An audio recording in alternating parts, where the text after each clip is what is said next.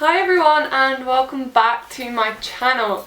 Now I really haven't filmed a video in a long time, definitely not a mental health video, and I'm not gonna really even divulge, I'm not even gonna go into why. Nothing big that makes it sound like there's something serious. There isn't. We are back today with another Q&A. Basically my last Q&A was the self-harm Q&A and I actually really liked that video. I don't know, I felt comfortable talking about things. I loved your questions, your feedback, so I said I was going to do a part 2 and here we are bitches, we're in part 2. Yeah. I'm literally filming this on the Monday, so hopefully I can get this shit up and you can enjoy it. But yeah, I just made you another and I asked on my YouTube Instagram, I put a post up literally back in May. This is how long it's taken me. Get your shit together, Marie. Get it together. Also, my room's changed. I will talk about this in another video, but it has. Right, so I'm literally going to go back onto the Q&A questions. I got so many, which is incredible. So thank you so much, because I think I answered quite a few of your guys' problems in the past video, so this one I'm going to try and do the same. If I don't directly answer your question, then it's probably because it's answered in either the previous one, oh god, move the camera, or it will be within another question. Shut up, Marie, and get on with it. My boyfriend says he'll leave me if I self-harm again. I'm so scared of him leaving, so I guess his tactic is effective, but it really hurts when he doesn't understand. How do I explain to loved ones how hard it is not to self-harm? How can you teach them how to be helpful instead of pushing me away? Thanks, love you. I love you too, and I completely understand with the kind of mentality that if someone tells you not to self-harm, then it really pushes you away, because you're at that point you're just thinking well, why don't you understand how difficult this is? I used to have this problem mostly with my parents. They would just get angry if I self-harmed, and they obviously didn't want me to self-harm, but it wasn't as easy of me just to click my fingers and not do it anymore. And I don't really remember how we transitioned between, now it's not so much don't self-harm, it's not so much I get in trouble or they get upset if I self-harm, because obviously they do, but they get more annoyed if I don't tell them that I have or that I want to. That's kind of the thing, and I think that's what you should try and reinforce, is that if you have an urge, telling him is the strongest thing you can do. And if you can make him understand that you telling him that you have done it or you have an urge, that is so much more effective in the long run. As soon as you're told that you can't do something because there's a really strong repercussion, it gives that whole act or anything that it is control.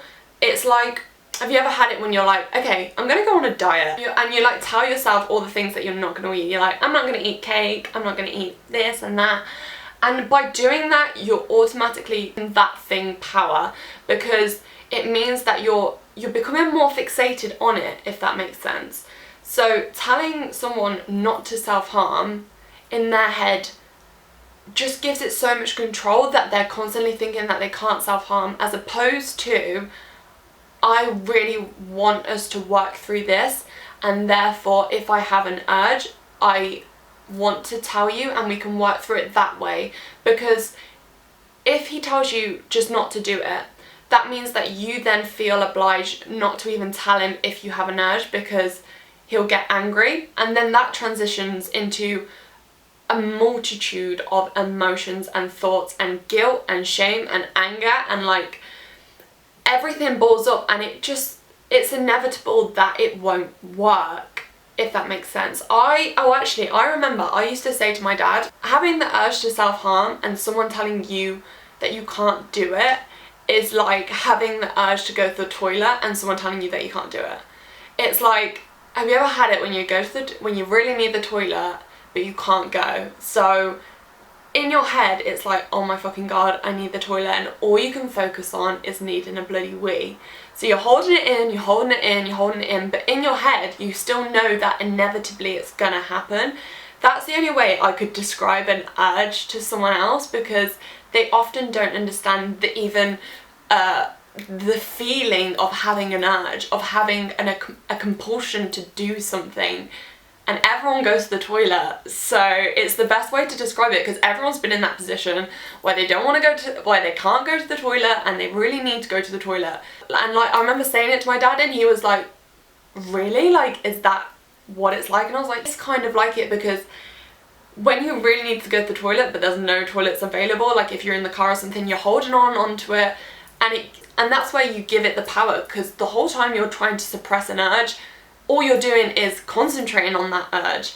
Whereas if you think of it if we carry on with that metaphor, if you then tell someone, I really need to go to the toilet, or I really need self-harm, things can be put in place. You can stop at the next service station and go to the toilet. You can stop, you know, we can work through it. Does that make sense? I feel like I've just fucking made a whole situation out of that. Basically, the bottom line is, I really think you should stress to him how hard it is, but also how much you also want to work through it. You don't want to do it anymore, and the only way you can do that is by making the first step to tell him when you have an urge, tell him if you have self-harmed, and work through it that way. And also you should stress to him, like, you're in this together, like you're in a relationship. Relationships have problems. You need to tell him, like, it's not him that's making you do it, because that might be a thing that's playing on his mind, like, why are you doing it if you're with me? Like, you should be happy in that. You kind of need to reassure him that it's you, not him, and that the only way you can work through it though is by him helping you, if that makes sense. Reassurance is so important in situations like this, because the other person often has no idea what you're even thinking, and it makes the whole situation a lot harder. How to get through what you're feeling when you don't know how to talk about it, and self-harm was the only way you knew how to help yourself but can't self-harm anymore. I completely get you. It's so difficult, right? And I am so grateful that I am no longer in this stage where you don't even understand how you feel inside, and therefore self-harm is kind of like a distraction from what's going on inside you. I have kind of like a lot of, like, I used to have a lot of thoughts and emotions, and the only way I could kind of even make any sense of them was by communicating them in other ways. I had to get them out. I'm the type of person that, like, I have to get things out when they're troubling me. Like, it's not always verbally. Like, I often used to write. I wouldn't even think about what I was writing. I would just write, or I'd just speak. Like, I used to actually make videos, like, not like this, more so like this, where I literally say to myself, like, I don't know how I'm fucking feeling, I just hate everything, blah blah blah blah blah. Like, I just talk down to my phone and just be like, when things were good and things were bad. So if things were bad, I would literally just blurt out everything that I was feeling. If I was feeling good, I would speak to myself and watch them back. So I'd be like, Marie, right, you've just self-harmed, this is how you're feeling right now, please don't do it. Or if I'm like, I'm feeling good, I'm like, Marie, remember, you will get times like this again. I would kind of like verbalize it in that way. That really helped me. Again, with the writing thing, that really, really helped me. I would get a piece of paper, I'd get like my diary, and I would just write and write and write, and I would just write everything that's in my head, and reading it back, I wouldn't even remember thinking it, because they were such like quick thoughts, like my brain was going like 100 miles an hour.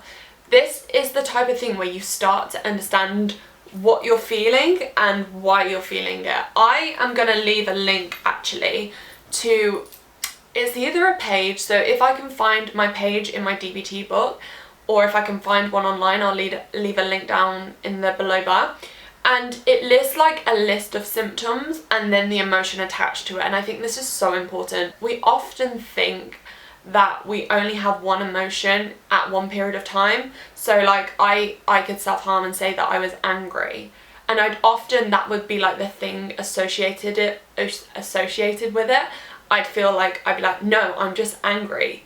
But in actual fact, the anger came as a secondary emotion. My initial emotion might have been like shame or guilt or sadness, and because I didn't even notice them, because I wasn't even able to like show them in any healthy way, it reverted into anger. And because I wasn't able to like project them in any healthy way, it would then in turn revert to anger, and the anger would eventually go to self-harm. These types of things are really important to recognize, and it doesn't have to be some fucking chain analysis like I fucking hated doing them too. They did help, but I hated doing them. This can just be like you self-harmed, or you want to self-harm, or something like that, and I will you to just write down the like what happened 5 minutes before and your emotions that you're feeling now, because there tends to be patterns, and then in turn you understand which emotions and which situations trigger the urge to self-harm in you. Because we often think, and I know that I definitely felt, that like whatever emotion there was, I would self-harm. So I remember in my old videos I'd be like, oh, I'd self-harm if I was happy, I'd self-harm if I was sad. And it wasn't like I self-harm if I was happy. It would be like I'd self-harm because initially I felt happy, but then secondary I felt guilty and shameful for feeling happy. That is why I did it. And noticing them tiny little emotions and then tiny little thoughts, you can either avoid situations or work on emotions, because working on emotions is so important to do. I would definitely try and leave some links below, and I'm actually going to make a little note now on how to like deal with certain emotions. If you'd like, actually, right, I'm just going to write this down. If you would like a series of videos, like they could literally be like little 5-minute videos of how to deal with certain emotions like anger, shame, guilt, sadness, like them types of things, let me know. Like, comment any emotions that you find really difficult to deal with. I think anger and guilt would probably come up the most, but what are you doing? Get away. But if you would like that, I would actually, I've just thought of that now, I really think that would be helpful for a lot of people. So yeah, let me know, like, you know what to do. If you want to let me know, you can comment, you can like, you can use your fingers to do what you like. That was so leading on from the question I just had, someone wrote, I don't know if this applies to you, but if so, how do you overcome the guilt surrounding self-harm? I know for me, I feel very guilty and ashamed about the fact that I've ruined my skin and my body. I hope you get what I mean, and I love you and your videos, BTW. Thank you so much. I love you too. It's weird that you've said that, because I didn't read that question before, but last night I was having one of them, like, do you have, oh, what was that sound? That was gross. Do you ever have, like, what are they doing? Do you ever have like, but do you ever get like, but like,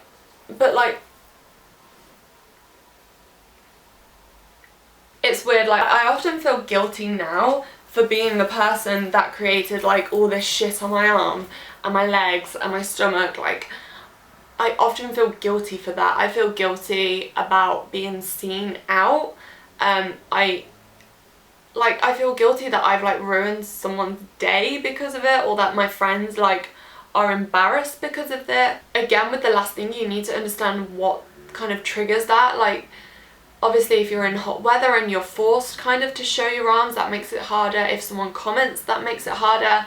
I know for me, I was up till like 3 AM last night, and that is just something that I should not do, and I very rarely do anymore, because me past 12 o'clock is not a happy person. Like, I just can't control myself after 12 o'clock. I'm like, why the fuck am I here? Why am I doing this? I look so ugly, like I hate myself, blah, blah, blah, blah. And then I wake up in the morning and I'm okay. I think noticing things and patterns is so important, but how do I deal with it is that, you know what, I just let myself feel it. I think that's like a very almost stigmatic view of negative emotions in our society, and it drives me up the wall. We feel emotions for a reason. We feel sad for a reason. We feel guilty for a reason. We feel happy for reasons. And I don't like the way that socially we are taught that certain emotions are bad. Like, Jealousy, bad, don't do it. Like, anyone who's jealous is a bad person. You should feel guilty for being jealous. Anger, don't do it. Like, girls should not get angry. Boys are allowed to get angry, but boys aren't allowed to feel sad. Like, there are certain emotions that we feel like that we can't show because they're bad or they'll be negative or other people just don't want to hear it, and this is bullshit, okay? Last night I felt like I was having an existential crisis. I wake up and I'm fine. It's because I let myself feel that, you know. I was sat in bed, I thought, real talk, I felt embarrassed about being who I am and coming from the amazing family I do and being so fortunate and still having like such visual, what even do I call it, like right now I see them as scars, but last night I saw them as fucking like failures, like strewn across my skin. I remember thinking like everyone has skeletons in their closets, but I felt like mine is stapled to the front fucking door of the house. Like, I just hated it. And I felt guilty as well for being so fucking conceited, because at the end of the day, I don't care. Like, me in a rational frame of mind, I don't care. But it's so normal to feel emotions about situations, especially when it's so personal and so entwined in you and your vision and how you see things and how people view you. It's okay to feel guilty about it. And if I can like hit home a message to anyone out there, we feel emotions just for reasons. Like, it's important to like notice your emotions and not fucking beat yourself up for them. Like, we get so much shit from everyone else, like we get shit from society, we get shit from social media. Fucking don't beat yourself up. Just don't do it. And it's okay to feel guilty. Can I just hit that home? Like, it's okay to feel guilty, it's okay to be embarrassed. It's just important to realise that that's not always the case, and just because we feel it doesn't mean it's true, but that doesn't take away from the fact that feeling it is not valid, if that makes sense. It's okay to feel, but it doesn't always mean that everything we feel is true. Mic drop. What is the worst thing anyone has ever said about your scars, and how do you deal with those equally negative comments? Equally, had anyone ever said anything nice about your scars? Oh, interesting. The worst thing anyone ever said to me was, I actually made a video on it. It's a really embarrassing video. Like, I actually hate that video. You can tell I was watching Tana Mojo like the night or the morning before, because I just kind of morphed into her and I don't talk like that. So I made it like 6 months ago. I'll leave it in a link below, but it's really embarrassing. But how did I cope with it? I explain it a lot in that video, so I'll leave it in a link below. Has anyone ever said something nice about your scars? I think the nicest thing people can say about my scars is nothing. Like, when people aren't like focused on them, that's when it's nice, because I feel comfortable. I actually really hate it, and I don't know if anyone else does, when people describe them as like battle wounds. Like, I really don't like that. I find it kind of patronising, and I know they mean well, so yeah, I suppose a lot of people have kind of said like, don't worry, they're your battle wounds, and at the end of the day I'm like, yeah, okay, they are, kind of, but also I'm like, and I don't know why I don't like it when people say that. So if someone says to me like, don't worry, they're your battle wounds, I kind of go a bit like, eh. I think it's making it something bigger than it is, like battle wounds. At the end of the day, it's like, they're just scars. Like, can you stop making it bigger than it is? Like, I don't know, because that's just my complete opinion. Like, they're obviously mean nice things, and I would never be like offended. Like, if someone says that to me, I'm a bit like, ugh. Do you know what I mean? It's just a bit weird. It's making it bigger than it is. It's like when people refer to their eating disorder as like Anna. It's kind of weird. It's like making it something that it's not. It's an illness. It's a scar. I don't know. It just makes me feel a bit like, ugh. Do you have any tips on hiding your scars? Also, did you ever tell your friends, and if so, how did you do it? So first of all, I never told my friends. They kind of just found out. But how to hide them? That's actually a good question, because I talk a lot about saying like, be confident with your scars, like show them, like it doesn't matter. But at the end of the day, like I want to hide them too sometimes. So the best way to hide them, I would say, is wherever they are, cover them via clothes. That's probably the best thing to do. Other than that, there's like makeup. I watched this video actually, this must have been like 4 years ago, and it was this girl on YouTube. It's a YouTube video about how to hide self-harm scars, and I'll leave it in a link. But she took like bio oil or some kind of oil and sugar, and she it was basically like exfoliating over your scars, and it really reduced them visually.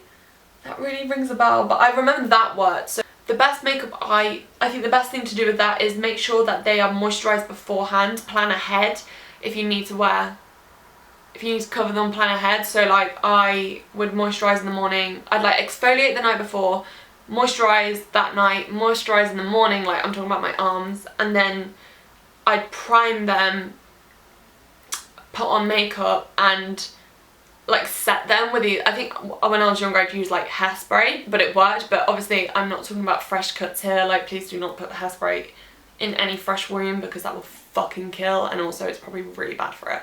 But this was like over scars. You could get tattoos if you're old enough, like that's something to always consider. Also you can go to the GP and they can either prescribe you like special cream for them. They can look into, say if you're like a long time without self-harm, like I'm talking years, they can look into getting like laser treatment for them. Pretty sure you can get that on the NHS, and they can prescribe makeup for you. So if you don't know that, they can like camouflage, like proper like stage makeup. They can do that, they can get you that. I've never had it, but I know they do. Okay, this is interesting. Someone said, how would you explain self-harm to a child? I've struggled with self-harm for 10+ years. I'm a mother to a 2-year-old boy. I'm in recovery but still struggle. Do you think it's more beneficial to start the conversation early or let him ask on his own? I'm constantly torn between wanting to educate him but not wanting him to be curious and try to experiment with self-harm on his own. I hope this makes sense. This is so interesting because obviously I'm not a mum. I'm not often surrounded by children, but I'm very intrigued into anyone who's had experience with this, what your advice would be. I have had similar experience where I am kind of like the child in the situation, and I subsequently found something out later. And I know from my own perspective, it annoyed me that I wasn't told earlier about the situation. We'll just call it the situation, because I was 17 or 18 and I was like, why am I only finding this out now? Like, why did you not tell me earlier? This is really hypothetical because I have thought about this, and obviously when I have children this will come up eventually, and in my head I've kind of decided that from an early age, or whenever they ask, I will never initiate the conversation, because I'm guessing that they'll ask at an early age. Like, kids are curious. I hate that word, but they are curious, and they will probably see it and be like, well, what is that? I think making it just as normal as possible and being like, oh, that's when mummy was ill before. I think that's a solid answer. I think that's an okay answer, and I don't personally think that a 3-year-old would kind of think anything of it. And that's like from the early stages, and then as they grow up, they ask more questions. Then I don't know, I just say it as it is, you know, and I wouldn't make it bigger than it is. I wouldn't say like mum was really ill and mum was in hospital. I'd just say something like this happened because mum was poorly. I totally understand though on not wanting them to kind of experiment and like planting that in their brain. So if anyone out there is a mum, they have kids, they've been through this, like they are the person who has scars and their kids are like interested in it, what do you say? Because I think that'd be so interesting. Like, I've never spoke to anyone in that situation, and I'd love it if you comment or let me know. I don't know if this is too personal, but I'm really scared of having sex or showing. I literally did Miranda. I did Miranda, then I was like having sex. No, but I'm really scared of having sex or showing my body to other people because I don't know how they will react to my scars, or if it will ruin the mood. Interesting that you asked that, because I feel the same, girl. Like, I've always been one of them people that, like, you know how some people love to like just get naked? Like they just do, like they'll walk around the house naked, they'll be like comfortable getting naked in front of their friends. I've never been that person naturally. I don't like it. If this is someone that you like really like and you see something long term with, I think it's very important to make sure that they are at least slightly aware that you have scars in places, because if they don't, and you know it's all happening, you know, like clothes are coming off, and they see it, that's really either going to upset them or shock them, and that will ruin the mood, because they're going to be like, oh.